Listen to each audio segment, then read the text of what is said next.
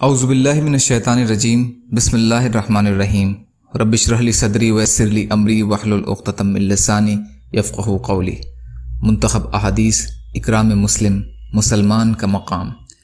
حضرت رفاعہ رضی اللہ تعالی عنہ سے روایت ہے کہ نبی کریم صلی اللہ علیہ وسلم نے ارشاد فرمایا، تاجر لوگ قیامت کے دن گناہ گار اٹھائے جائیں گے سوائے ان تاجروں کے جنہوں نے اپنی تجارت میں پرہیزگاری اختیار کی، یعنی خیانت اور فریب دہی وغیرہ میں مبتلا نہیں ہوئے، اور نیکی کی یعنی اپنے تجارتی معاملوں میں لوگوں کے ساتھ اچھا سلوک کیا اور سچ پر قائم رہے۔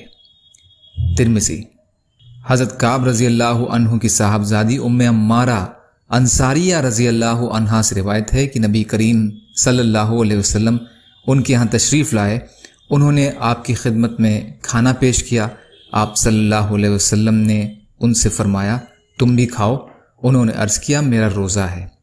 رسول اللہ صلی اللہ علیہ وسلم نے ارشاد فرمایا، جب روزہ دار کے سامنے کھانا کھایا جاتا ہے تو کھانے والوں کے فارغ ہونے تک فرشتے اس روزہ دار کے لیے رحمت کی دعا کرتے رہتے ہیں۔ ترمذی۔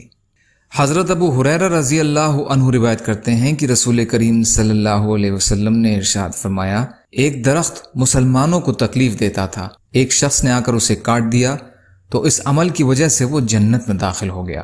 مسلم شریف۔ یا اللہ ہم سب کو کہنے سننے سے زیادہ عمل کی توفیق عطا فرما۔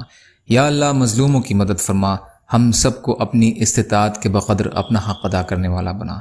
یا اللہ رحم کا، کرم کا، عافیت کا معاملہ فرما، سچی توبہ کی توفیق عطا فرما۔ جو پریشان حال ہیں ان کی پریشانیوں کو دور کر دیجئے، جو بیمار ہیں انہیں صحت عطا فرمائیے، جو قرض میں ہیں ان کے قرضوں کو ادا کرا دیجئے۔ یا اللہ آپ قادر مطلق ہیں، عرش پہ قادر ہیں، آپ کے لیے ہر چیز آسان ہے۔ یا اللہ ہمارے لیے بھی آسانیاں پیدا فرمائیے۔ یا اللہ ہر خیر کی چیز میں برکت عطا فرمائیے۔ یا اللہ ہر شر کی چیز سے ہماری حفاظت فرمائیے۔ یا اللہ آپ جو بھی فیصلہ ہمارے لیے فرمائیے اس کا انجام بہتر فرما دیجیے۔ سبحان ربک رب العزت عما یصفون وسلام علی المرسلین والحمد للہ رب العالمین برحمتک یا ارحم الراحمین۔ لا الہ الا اللہ محمد رسول اللہ۔ السلام علیکم۔